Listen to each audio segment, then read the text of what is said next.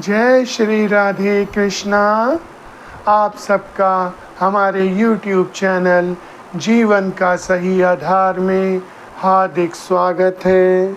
आज हम आपके समक्ष एक नई कहानी लेकर उपस्थित हुए हैं।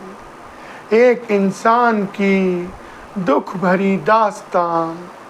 ये कहानी नहीं, एक सच्चाई है। इस कहानी का शुभारंभ बिहार के एक छोटे से गांव से होता है।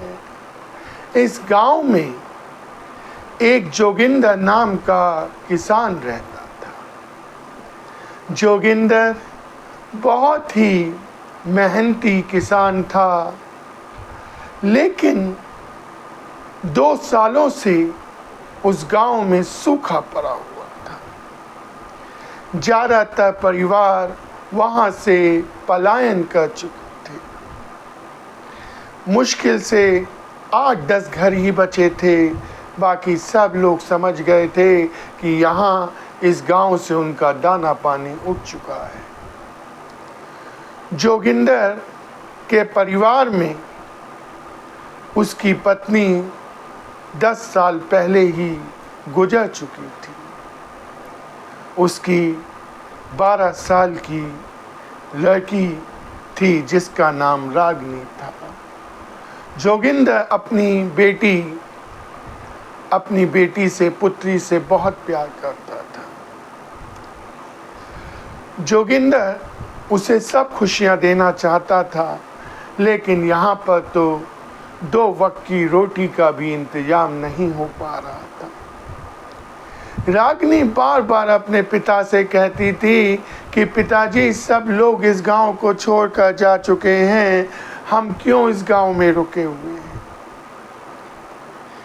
नदी 10-12 किलोमीटर दूर है, वहां से पानी लाना असंभव है। पानी है भी तो उस दुष्ट जमींदार के खेतों में बने हुए कुएं में है, और जमींदार एक बूंद भी पानी लेने किसी को नहीं देता है। यहाँ पर अभी वो बातें ही कर रहे थे तो बाहर जो उसका बैल बंधा हुआ था, महेश, वो बहुत ही दुबला पतला हो चुका था, क्योंकि उसे खाने के लिए भी हरी घास नहीं मिल पा रही थी। बेचारा जोगिंदर क्या करता था, अपनी ही झोपड़ी में से थोड़ी थोड़ी सूखी घास निकालकर उसे खिलाता था, जिसकी वजह से झोपड़ी की जो छत बनी हुई थी वो भी धीरे धीरे करते हुए खत्म होती जा रही थी, और तेज धूप सीधे मुंह पर आती थी। लेकिन क्या करें, गुजारा तो करना ही था। वो समझ जाता है कि महेश को भूख लगी है। वो बाहर आता है और अपनी छत से सूखी घास निकालकर महेश को खाने को देता है। रागनी कहती है कि पिताजी, ऐसे तो सारी की सारी छत की घास भी खत्म हो जाएगी और धूप सीधे मुंह पर और तेज आएगी। लेकिन जोगिंदर कहता है कि बेटा, महेश भी तेरा भाई है, हम उसे भूखा कैसे रहने दे सकते।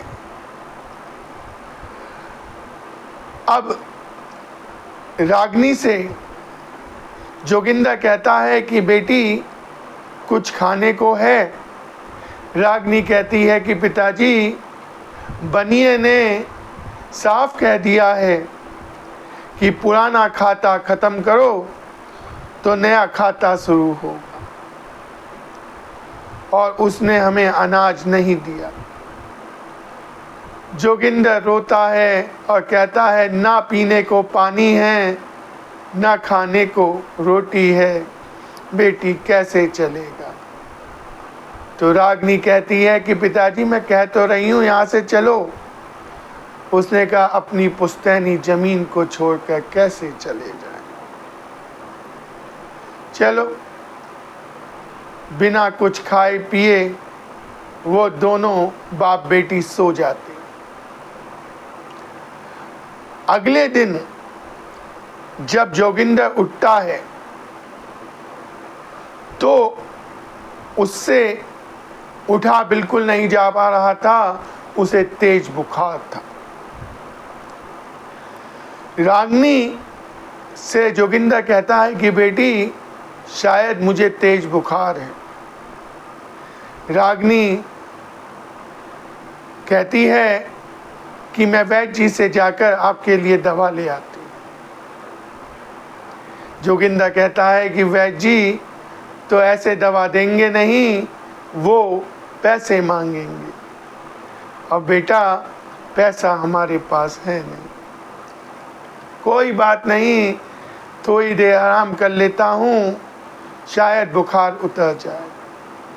देख थोड़ा सा पानी रखा है तो पानी पीने को दे दे। रागिनी कहती है कि पिताजी पीने के लिए एक बूंद पानी नहीं है। अब वो कहता है चल कोई बात नहीं बेटा, जो भी है जैसी भगवान की इच्छा होगी वही होगा। अभी वो बातें कर रहे होते हैं कि अचानक बाहर से तेज आवाज आती है।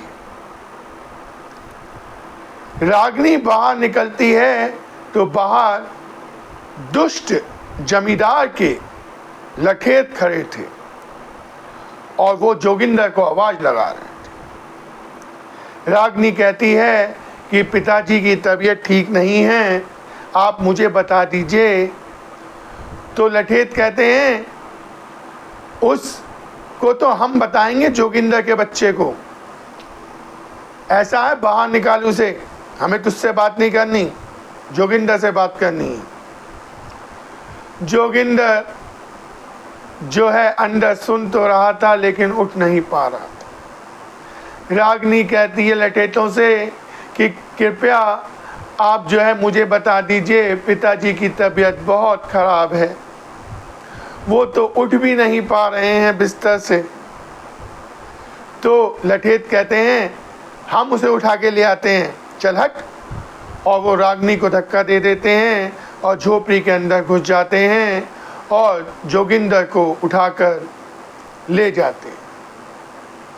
रागिनी भागते हुए जा रही थी पीछे पीछे। जमींदार के खेतों में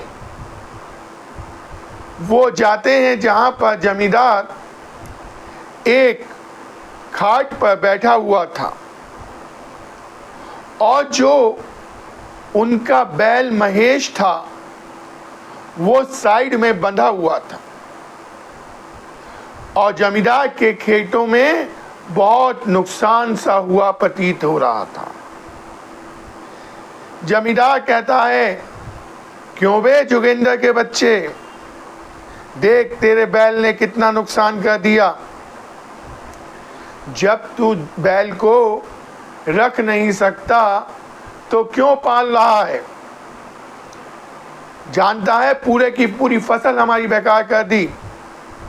वो कहता है माई बाप क्षमा कर दें, मैं बहुत तेज बुखार में था इसीलिए महेश को देख नहीं पाया, वो कब रस्सी तोड़कर आपके खेतों में आ गया मुझे पता नहीं, माई बाप क्षमा कर दें। जमींदार कहता है कि अब तो तुझे सजा मिलेगी। तूने वो कहावत तो सुनी होगी कि जो सेवक नुकसान करता है उसकी भरपाई उसका मालिक देता है, और तू तो महेश का मालिक है, अब तुझे तो भरपाई करनी पड़ेगी। 50 कोड़े मारो इसे। जब रागिनी ये सुनती है वो आकर जमींदार के पैरों में गिर जाती है और कहती है कि माई बाप मेरे पिताजी को कोड़े मत मारिए, वो एक कोड़ा भी बर्दाश्त नहीं कर पाएंगे, उन्हें तेज बुखार है। जमींदार जो था बहुत दुष्ट प्रवृत्ति का था। गांव के सब लोग उससे परेशान थे। जब रागिनी उसके पैरों को छूती है तो वो उसकी नीयत डोल जाती है और वो उसका फायदा उठाना चाहता है। वो रागिनी से कहता है कि अगर तू चाहती है कि तेरे पिता को हम कोड़े नहीं मारें, हम सजा नहीं दें, तो तुझे मेरी बात माननी पड़ेगी। और जमींदार उसे सामने बनी हुई कोठरी में ले जाता है। यहाँ पर जोगिंदर चिल्ला रहा होता है। जोगिंदर को जमींदार के लठेत पकड़ लेते हैं। कुछ समय बाद जब रागिनी बाहर निकलती है तो उसका बुरा हाल था। वो समझ जाता है कि मेरी बेटी की अस्मत लुट चुकी है। वो जो है जोगिंदर आत्मगलनी में मरा जा रहा था। वो कहता है कि बेटी तू यहाँ क्यों आई? मुझे मर जाने दिया होता। 50 कोड़े लगते तो मैं मर तो जाता। ऐसी जिंदगी से क्या फायदा? किस्मत भी चली गई बेटी, कुछ भी नहीं बचा। अब जो रागिनी कहती है कि पिताजी यहाँ से चलिए। वो पिताजी को उठाती है, जोगिंदर को उठाती है, महेश की रस्सी पकड़ती है और लेकर अपने घर आ जाते हैं। जोगिंदर को बहुत पछतावा हो रहा होता है कि काश मैं अपनी बेटी की बात मान लेता और यहाँ से चला जाता गांव वालों की तरह, तो आज मेरी बेटी की अस्मत ऐसे नहीं लुटती। लेकिन क्या करें? वो कहता है भगवान की क्या इच्छा है, मुझे यही समझ में नहीं आ रहा। अब रागिनी कहती है कि पिताजी आप कुछ मत सोचिए, जो होना था वो हो गया।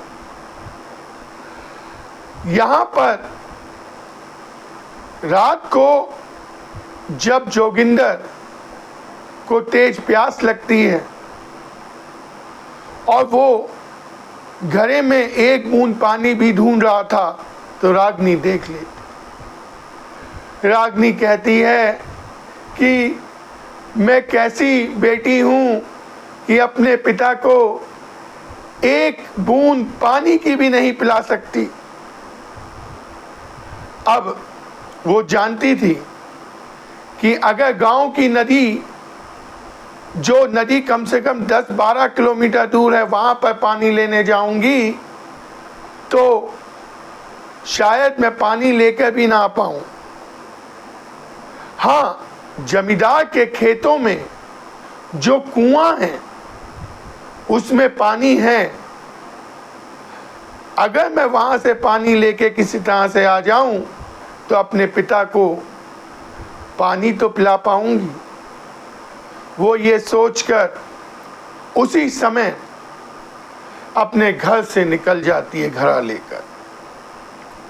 और घड़ा लेकर जब वो वहाँ से निकलती है और जमींदार के खेतों में पहुँचती है तो उस समय जमींदार के लठेत सो रहे थे, अभी उठे नहीं थे।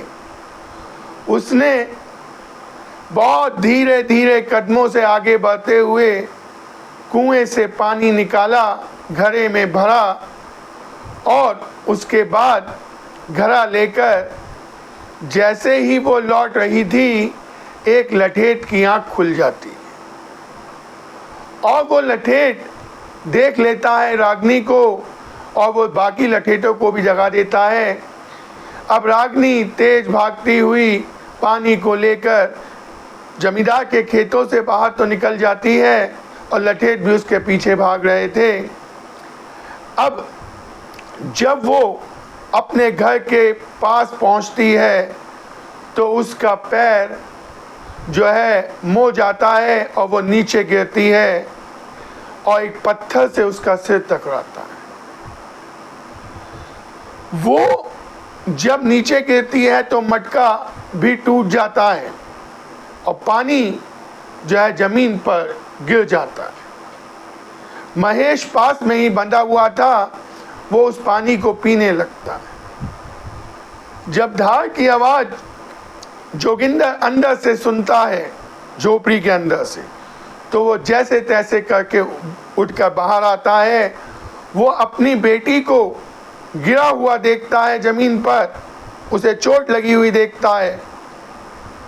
वो सोचता है कि शायद महेश पागल हो गया है और उसने मेरी बेटी को, जो पानी लेकर कहीं से आई थी, उसे चोट पहुंचाने की कोशिश की है और उससे पानी का घड़ा टूट गया और वो पानी महेश पी रहा है।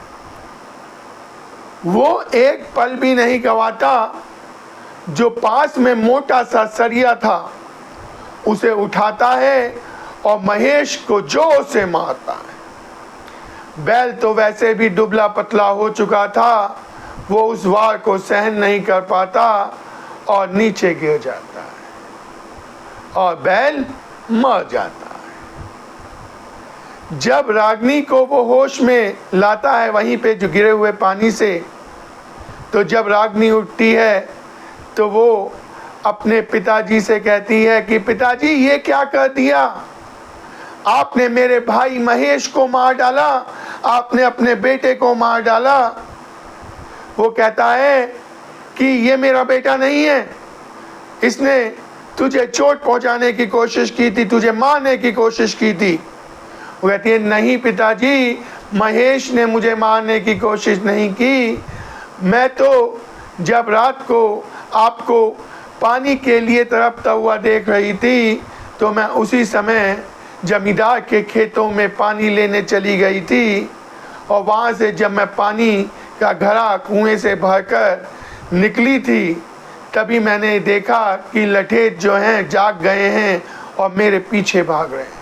मैं भागते हुए यहाँ पे आई, मेरा पैर मुड़ा और मैं नीचे पत्थर से टकरा गई और बेहोश हो गई।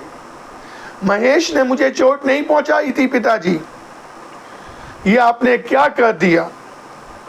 अब जोगिंदर रोता है, वो कहता है कि मैंने अपने बेटे को मार दिया, ये मेरा बेटा था, मैंने तेरे भाई को मार दिया रागिनी, ये मुझसे क्या हो गया। वो भगवान से कहता है कि भगवान ये तेरी कैसी लीला है, उस दुष्ट जमींदार के पास सब कुछ है, जिसने 12 साल की बच्ची की अस्मत लूटने में भी अपनी मर्दांगनी समझी। उसके पास सब कुछ है, उसके खेतों में पानी है, उसकी फसल लहरा रही है, और यहाँ पर जो हम तुझे हमेशा याद करते रहते हैं, और यहाँ पर 2 वक्त की रोटी भी नहीं, और रोटी तो छोड़ो, हमें पीने के लिए 2 बूंद पानी भी नहीं है। ऐसे में यहाँ पर रह के क्या फायदा। चल बेटी, मुझे नहीं चाहिए अपनी पुश्तैनी जमीन, मैंने सब कुछ खो दिया इस गांव में अपना। और एक ऐसा कहकर जोगिंदर और रागिनी उस गांव से निकल जाते हैं, किसी ऐसे स्थान की तलाश में जहां पर 2 वक्त की रोटी और पीने को पानी तो नसीब हो। और यहीं पे कहानी पूर्ण हो जाती है। ये थी एक इंसान की दुख भरी दास्तां जो हम आपके सामने लाए थे। अगर आपको ये कहानी अच्छी लगी हो तो प्लीज़ चैनल को सब्सक्राइब कीजिएगा, वीडियो को लाइक कीजिएगा और ज़्यादा से ज़्यादा शेयर कीजिएगा। सब बोलो जय श्री कृष्णा, जय श्री राधे कृष्णा।